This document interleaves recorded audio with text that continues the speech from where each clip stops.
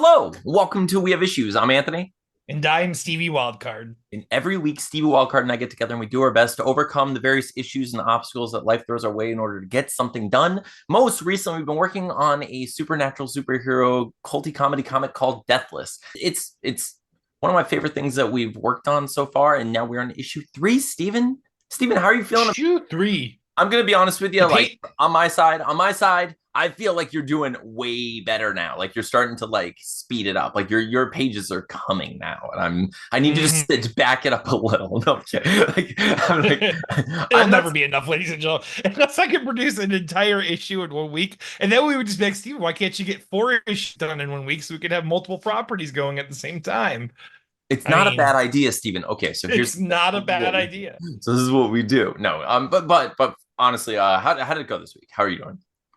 It's good. I finished that page, and it's a fun page. I did some fun panel layouts on it and everything, and yeah, and we're closing like basically the third arc within this issue. So I mean, this issue's coming, so it's awesome. Yeah, we are so close. I can't wait. Like we're actually getting to the point in your art where I'm like, oh, I really need to like catch up with colors now. Like now is the time. Before it was like, oh, we're fine. We have so much going on. It's fine. It's fine. No big deal. And now I'm like, oh, Steven, shut up, Steven, shut up, Steven. I'm coloring, and that's like But no, it's amazing, dude. This week I finished all my outlines and like got like the pages all, and like came up with the idea and like did all that stuff and finished all the outlines and stuff for our other project, which Steven, I'm gonna say I started liking a little too much. We should probably get started. I should probably get started on that soon too.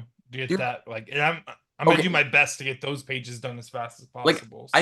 I felt like I need a Paul Rudd in the room with me while I'm working on that project though, to be like, do less, do less, do less, do less, because I'm just like I'm sitting there like coming up with these ideas. I'm like, oh no, I actually like this, which I know is good because we're going to lend like this like hopefully lend this sort of like narrative credibility to this this thing that we're doing, and I hope it's good, and I hope that everything we make is good, but at the same time I'm like, oh, I expected this to be more like this is going to be just like a quick job. And now I'm like, I'm throwing ideas into this that I actually enjoy. Passionate about this. I'm getting passionate about this. I'm dropping awesome vampire lore that I just don't want to. I don't know if I want to use it. I don't know if I want to use it right now. And like, and it's funny because I don't know what to root for, where I'm like, oh, maybe just no one will see it and I'll use the same things elsewhere. Like this is my first draft for another thing that we'll do in the future. And, well, it's all mine. It's fine, but, oh God, I don't know. But anyway, I've been enjoying it. I did, I got a bunch of outlines and stuff done. I'm going to actually get the issue written this week, which I'm excited about because I think it's going to be good. I didn't do any coloring this week though, so I freaking failed, Steven. I failed. I didn't want to get like that failure. Like, how dare I? I mean, obviously we had a lot going on this week with the whole like, Steven, I'll tell you what I did this week. The thing that's been like, I know it's been on everyone's mind. Like the thing that's been on my mind this week, and I know it's been all over the place probably, is just like how many horror movies are based on kids' games, Steven? Like, how is it possible, right? When you think about it, Saw, you have a Saw franchise. That's just Mousetrap, baby. Like, that's just Mousetrap all day. It's a zany action, a crazy contraption. The fun is catching. It's Jigsaw. Exactly. So, but like, you have that. You have that. You have no one wait. No one shows you how frustrated Jigsaw gets when he's trying to set up the board game, and then like the plastic traps are falling before you get to those plastic traps, and he couldn't do it. There's no chance he'd win it. But not to mention, okay, Hellraiser, you have based on the Rubik's Cube. Obviously, you like you get colors together in the right way, and then hell comes. Like what the heck? And then Cenobite. Is it Cenobites? Yeah. Come from the reaches of hell because you solved the Rubik's Cube. It's the worst reward system in the history of reward systems. You have Willy Wonka, Charlie and Chocolate Factory, which is clearly based on Candyland. You have this horror story in which this man just watches children die in his factory over and over and over, and like loves singing like weird hypnotic vocals over like crazy organs. It's like Candyland inspired this murder mystery story. Like, this is incredible. It's like it just keeps happening. I mean, basically, every slasher movie is kind of like Operation, right? It's just a bunch of okay, but I like so I know it's all on our minds. Steven, I want you to think of just any kids game that hasn't been made into a horror movie, and we're gonna try to figure out what that horror movie is real quick. Ooh, okay. Kids game. This is the segment where we research children's games and then we figure out if there's a horror movie inside its little frame. It's Board Game Demons. I don't know. Is it Board Game Demons? Maybe, you went like straight Bowie with that, Steven. I was like, wow. I felt like I was in keep people on their feet. That may be like I was a little scared for myself, also turned on, Steven. Like I'm pretty sure I crushed on you for at least like a solid 30 seconds. I made him throb, ladies and gentlemen. Yeah. That's a weird way of putting it. It is a weird way of putting it, but I'm glad the camera's here. So I'm gonna say shoots ladders. Shoots and ladders.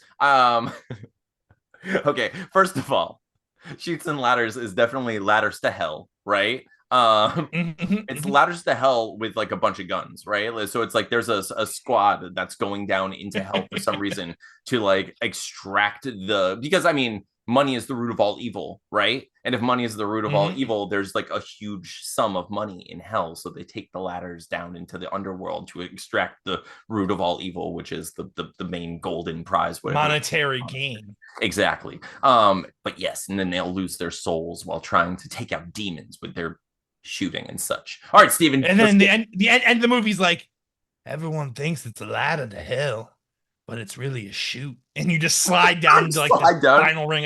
Yeah, nice. That's the ending line. Okay, Steven. Give me a game. Give me a game. I was going to say I'm going to give you one. I'm going to give you one. Okay, I'm going to give you Sorry. Sorry. Okay, so sorry. A gentleman appears, and like this whole town is like a bunch of like really kind-spirited, like great human beings, okay? And if any of them apologizes for anything, they just die. Ooh. I got nothing, Evan. No, that's good. Steven, so we have like, sorry, all these games. How about, there was a movie, right? There's a movie about like people playing tag.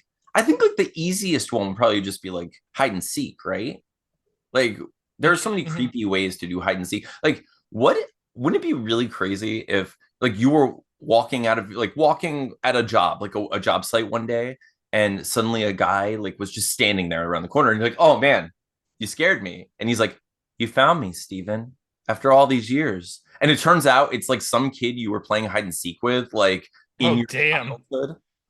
And like you just never found, or like you did the thing where you played like a prank on someone. Like it's never happened to me. It's not. I'm too cool. Like there's no way a bunch of people did this. It's never happened. They never happened. Ran away. This was not my story. Where left me in the cabinet. I was in the bush and I was like, I'm the best hider ever, and no one's ever gonna find me. That doesn't happen to people like me and Steven. It's like only nerds. So, we're way too cool for that school, okay, ladies and gentlemen. So, but just imagine this person was like, yeah, I'm really good at hiding, and like he sat in this bush for like a good 10 minutes before realizing that no one was coming. But then he was like deluding himself, and he was like, okay, maybe I'm just a really good hider, so I'm gonna find different spots. So throughout your life, you didn't even realize, but like once you start thinking back, you've passed him without ever noticing, over and over and over. And this is the first time he was like, I'm just gonna get in your face and be where you're going to be. And now he's there. And then when you see him, he looks at you and he goes, now it's my turn.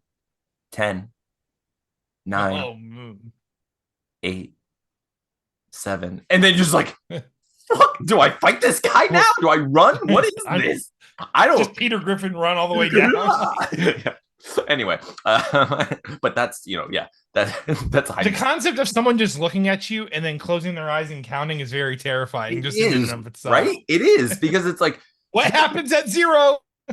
Yeah, I mean, at 0, he's going to say, ready or not. See, what's funny is you're like, say this horror movie, right? But like when I was a kid, my mom would have my mom and dad worked double all the time. So we were watched by various family members. And my uncle Jason used to watch us, and we used to play a game called Ninja, basically. And it was just hide and seek where he would hurt you if he found you. So I was already living this horror movie. Yeah, Like, yeah, that's your Uncle Jason.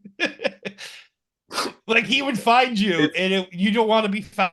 You know it what I'm makes saying? you. Like, Here's the thing. It's kind of like Pai Mei's Mountain, you know, like he's making you a really good hider. Is what like yeah, you're excellent at what you're and do you doing. know how terrifying it was being like, because I was one of three siblings at that point because Brandon wasn't born yet, Mhm. and hearing the screams from a different room, knowing that your sibling was found, and like not knowing what's happening. Oh You're yeah, just like, oh my god, and he's gonna keep looking until he yeah. finds me. The Like that's siblings are I probably don't. give you away. That's I, not. yeah, they're gonna rat immediately. Oh, dude, that's so funny though. Oh yeah, I used to play a lot of like hide and seek in the dark, and like I grew up in like apartment complexes with so there were like random kids all around, and we would play like manhunt, and then yeah, I mean like, yes, okay, I confess. I hid in the bush once, and I was like, no one ever find me, and no one ever found me, and they left, and I was like, okay, cool. I don't think they're my friends anymore. And then it was like the next day we Dicks. all yeah, pretty much, and I was like, all right, fine, but um but yeah, I don't know. I was just thinking, right before we were recording, I was like, there are a lot of horror movies based on kids' games, and you can just easily pluck inspiration from things like that. So if you're out there and you're I like, have a feeling it's just one corporation. They're just like, what do you think, Johnson? Should we make this a kid game or a horror movie? A kid game for now. yeah, right. They just I mean, and there are some that like that still to this day are like the Ouija board, which like I know I'm not allowed to talk about it because it's so strong in our culture, and many cultures, it's very interesting. But kids game and horror same time simultaneously it happens. It's amazing. Milton horror brought to you by Milton Bradley. Stephen Milton Bradley, John Milton wrote Paradise Lost about Adam and Eve's fall from grace, like going through, like learning the root of all evil and such. So it's like I don't know who Bradley is though. Like I don't know. I'm sure Bradley's like, I'm just a zany, fun guy who likes to make board games. What if it is?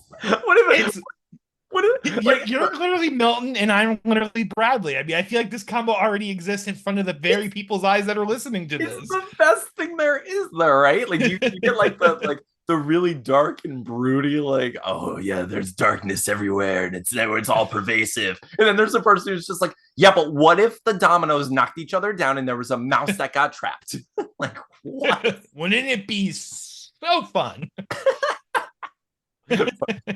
I don't know. I think that was a fun game. I like playing things like that, like the comic conjectures and like same thing as like the reverse pitches get stitches and stuff. But aside from like silly games and stuff, Steven, we usually talk about our lives and like issues that we have and what got in the way and what's going on and distractions that we faced or things that we've overcome or things that we just want to talk about. And like, what's up this week, Steven? What have you been up to? So Cambria has spent the last 2 weeks at the Cultural Park Theater, like junior acting camp. Yeah. And she was a snowflake in Frozen. She came out quite a few times actually. No speaking, but she was like dancing and whirling and doing all that. So Cambria had fun with that. So she had 3 shows. So I went to Friday night and Saturday morning show. She did awesome. She there is no lead snowflake. Okay, I need you to understand this concept. These are when Cambria told she was a snowflake, I thought it was like a village of like snowflake people, but no, she was literally a snowflake in the play. Okay. And she's like, I'm the lead snowflake, right?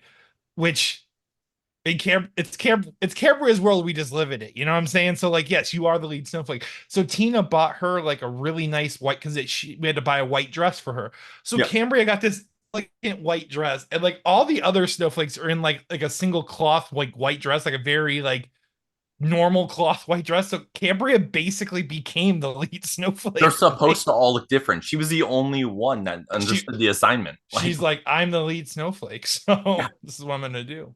I mean, yeah, that was. I mean, she manifested it, Stephen. She was the change she wanted to see in the world. I appreciate for sure, and she did such a great job. She was so cute, and they like she like ran out into the audience.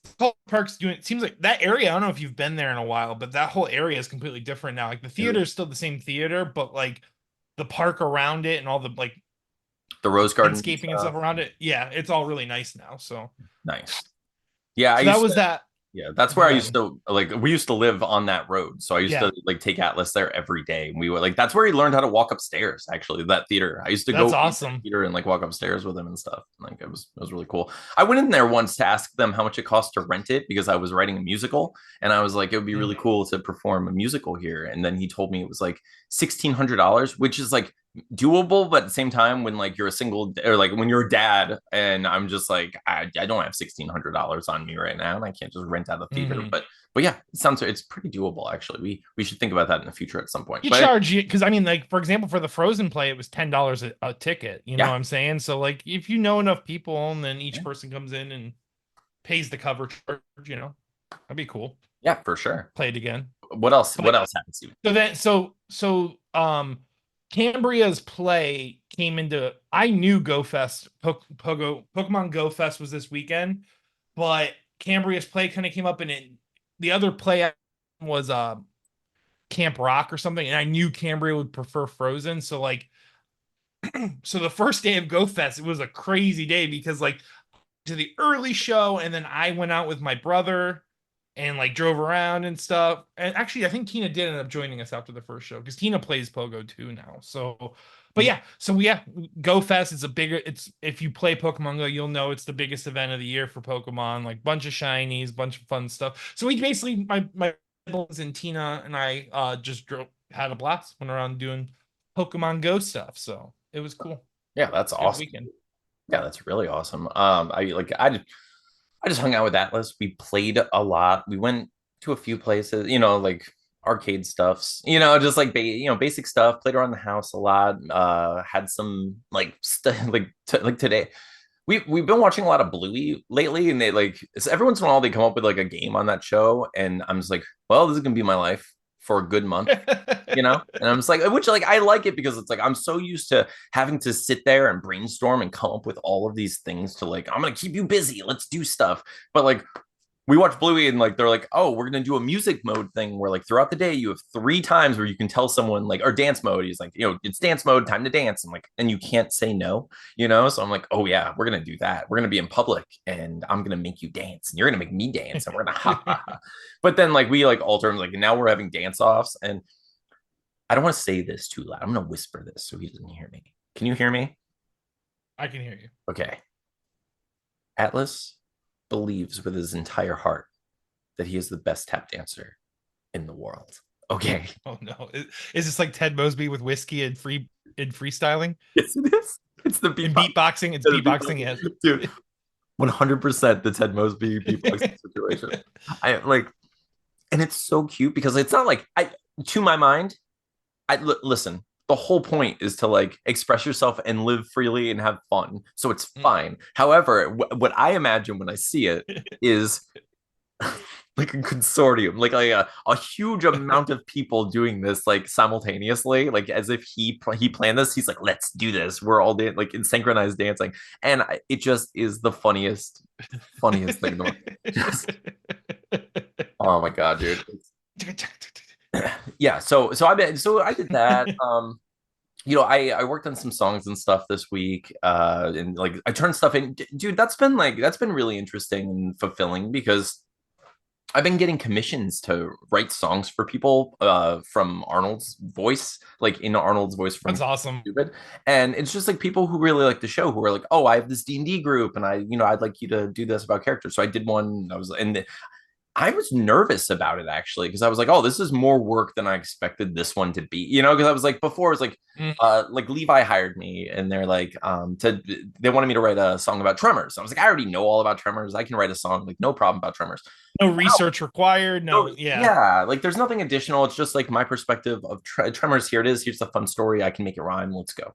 But this, I had to learn about this person's character, and like they gave me all of this information. I was like, I don't want to upset anyone. I don't know what's actually important or what's not. I don't know, So I'm just like, oh god, like here it goes. But they loved it. They were like, that was amazing. Perfect. They're like they like cracked up and they enjoyed it. So I was like, I freaking nailed it. But yeah, so I mean that's been my week's been pretty good, Steven. I've had like a lot of little weird wins, and then I even have, I'm not going to go into it in depth, Steven, because I know a lot of people are going to give me crap about this. but I have a crush on someone, Steven, and I don't know, like it's not fair. The universe was like, hey, you know that thing that you're saying that you're not going to do? Guess what? And I was like, oh, thanks, universe. But like, what do you do? What do you do, Steven? What do you do? What do you do? I Like, mean, fate when fate falls into your lap. yeah, well, I mean, life finds a way, it's strange, but I mean, like, but it's been freaking great. It's been one of those things where like I'll tell you, there was a moment early on because you know how I am. I'm an overthinker. I think about parking and parking situation too much. Where I'm just like, where am I going to park? What about this? And I basically what I do is I time travel. I time travel and I think of like, here's this myriad of potentialities and like, what could I possibly do? And you become kind of like paralyzed by the fears of various iterations and that seem possible in your life. So I was like, crap, how do I cut this off and like nip this in the bud and just be like, what if this happens or what about this? And like, to her credit, like she literally was just like, or you can stop overthinking and just let this happen and stop, like just stop being a butt and be cool about this. And I was like, thank you. I kind of needed that. You know what? I don't know what she was saying, but it But started it making started a lot making of a lot of sense. sense. Yeah, no, it was completely true. And I was just like, oh, yeah, you're right. Like I'm literally getting in my own way, looking for reasons to not help this work rather than just accepting it and just letting And it just be. going with it. Yeah, and just letting it be whatever it is and enjoying it and appreciating it. And like we start to define the moments by the worst potentiality of the moment, just like a lot of people do with a lot of things. And it's just that's not a way to live. Like I can't be so fearful that I'm going to fall off a cliff that I'm not that I'm too afraid to go skydiving or whatever, or Sometimes you like gotta dance. Sometimes you gotta dance in the rain, right? Like you just gotta yeah. enjoy yourself. So Yeah. So I'm trying, Stephen. So I'm like, and so far it's been great. And I have no, I'm just like, I still have a little bit of fears, I have some fears in there, but like no reluctance, you know what I mean? Like I'm still just like, no, I'm going, we're doing this. Like it's fun and interesting. And the best part is she's super supportive of everything I'm doing. I kind of was like, hey, here are all of my red flags as a single dad who hosts a podcast who also here's a bag of red flags for you to sort through. I mean, if you're still cool, if they're beige to you, yeah, great. If not, and that's what this it is is. me. Yeah, if you want to like make a pretty little like a nice quilt and we can just wrap up together in these weird flags that we have, that's great. Like if they if they harmonize somehow and we complement one another, I appreciate that because that's kind of what a relationship is anyway, right? Like any working relationship, you're just going to understand, embrace, and like grow together when you can through those things, but like you always have those issues no matter what, like I'm never not going to be a single dad, before I meet someone. Like I'm a single dad, is what I am. I only have so much time. I can only do so much. I'm not going to stop hosting a podcast, and I don't want to be like I don't want to be with anyone who doesn't understand and appreciate the like how important our books are or like the things I work on. Like I'm passionate about this stuff. I have these ambitions and I'm not going to stop for anything, and I think that's No. why we've had the success that we've had, is I'm like we're moving forward and we're doing our best, and I need someone who's going to like cheer for me and champion that on and like and even be that when I start to falter so I can be that for them as well, so it's cool because like she does seem like that kind of person, so that's really it's been That's an amazing plus. It's amazing green flag, you know what I'm saying? So yeah, yeah dude, like I was like saying, just yeah, man, just take a second and just enjoy what you're going through, you know what I'm saying? Don't fight it, just yeah exist in it, I guess, you know? yeah yeah I mean that's really the best way to be, right? Because I mean like Mhm. I know a lot of people go through this and I suffer from it. It's like an anxiety thing where it's rather than I'm not a person who time travels a lot in the past anymore. I don't worry about where I've been. I try to, I've learned from those experiences and trying my best. I don't really have a lot of regrets, despite everything, but I do travel forward a lot and I fear having regrets and pains and that sort of thing. So like Mhm. whenever I can stop myself and be like, no, no, no, you stay here. This is where you live. Like that's This living is living. you are Moana's father, like no, we do not need to board the boat. We do not need to go find Tafiti. Like we are going to Yeah, stay here on this safe island that we found has been great for a long time. Yeah, it's starting to struggle a little bit. Yeah, we're hard time finding the damn fish and coconuts, but we're safe here. Okay, we are safe here. yeah, there really is like a part of me that's just like, look how dangerous it is out there. Look. And I'm like, no, no, no. Hmm. I have to the wind and the wind is behind me. And I was like, look, I'm Moana, that's the point. Sometimes you got to be Moana. Sometimes you got to be the chief. Sometimes you got to be Tafiti. You just got to like blow stuff up with your fire because you actually are a nice person deep down inside and someone just stole your heart, and you just need to accept that not everyone's going to steal your heart, and some people are going to bring you your heart back, and you're going to be able to blossom and grow and flourish.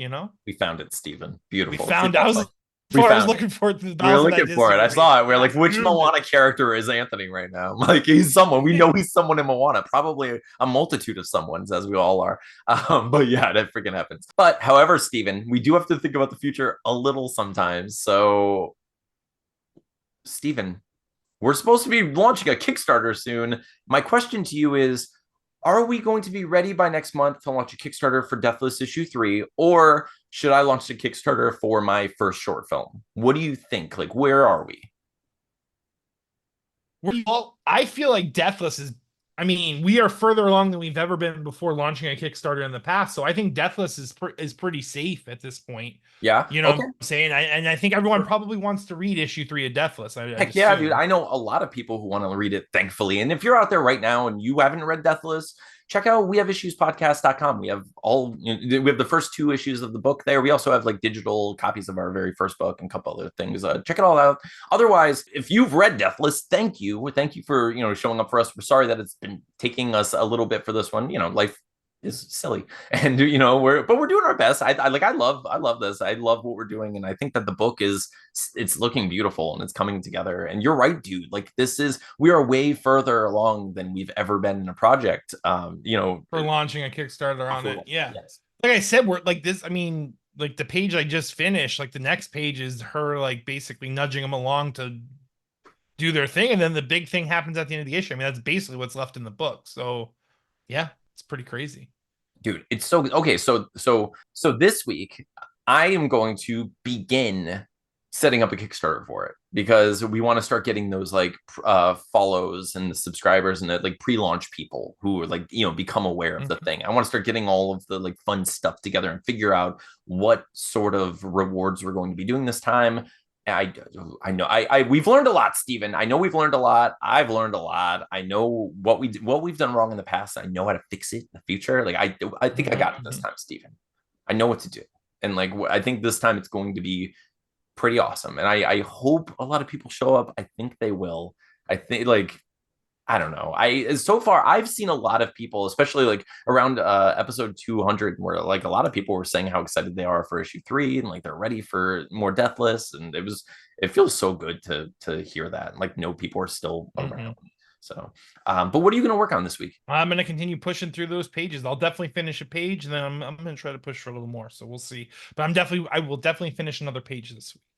Yes, I'm going to set up the Deathless issue 3 Kickstarter, and I'm also going to finish coloring a dang page, and I'm going to do my best to get at least a few pages of our secondary project written, like so I can just send them over to you, like so you can start working on stuff if you're ready. So that's what I'm going to do this week. So that's what we're going to do this week. Thank you all for joining us. Thank you for hanging out with us and like playing the fun like kids horror movie game with us. Let us know if you have any suggestions for like fun kid games that could make cool horror movies in the comments.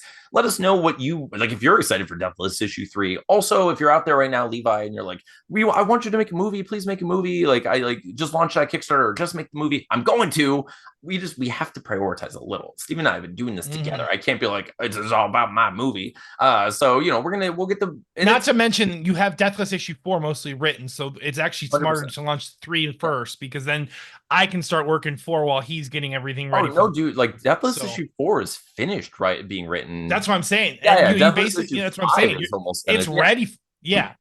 issue 4 is ready for me to draw. So Yeah. So as it soon makes as more sense to launch 3 and then movie and then 4. yes, that does make more sense, dude. Because yeah, it does. It's like because I'm way ahead with the writing stuff, which means as soon as I finish the coloring stuff, I can go right into the movie. So I'd say we're going to do the Deathless next month, and then I will come up. Actually, since I'm making a horror movie, maybe I'll do it in October. That's a good idea. Like I'm just October, I'll launch maybe I'll be like a Halloween launch or something. Just do like I'm gonna launch a horror movie in October, and it'll be my first ever movie, and that's it. Like that's the plan. Rule the world, Stephen and I any day. So, but that's what we're doing. That's the plan.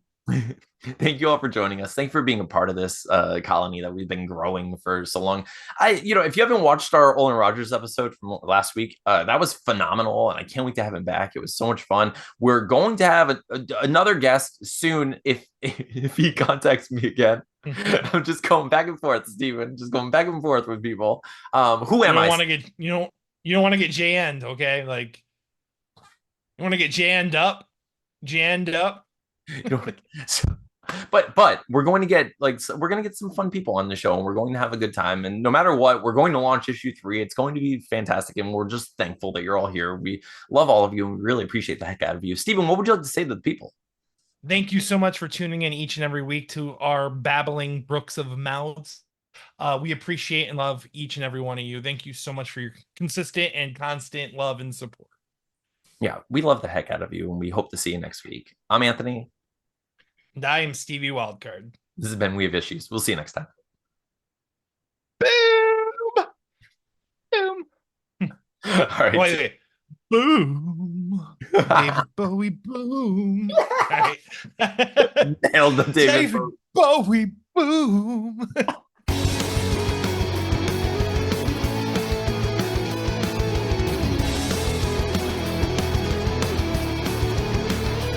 David Bowie hasn't always been this glam.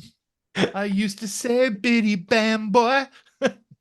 Dude, Biddy Bam Boy. Dude, it was so good. I was just like, oh my god, I'm so glad I decided to do this stupid segment at the last second just so I can get this. I figured it needed a song, right? I mean, yeah. Well, it was funny because like I wrote it on the thing where I was like, oh, I'm just gonna talk about this and it'll be silly for like a minute, and then you're like, here's the song. I'm like, yes, this is everything you need.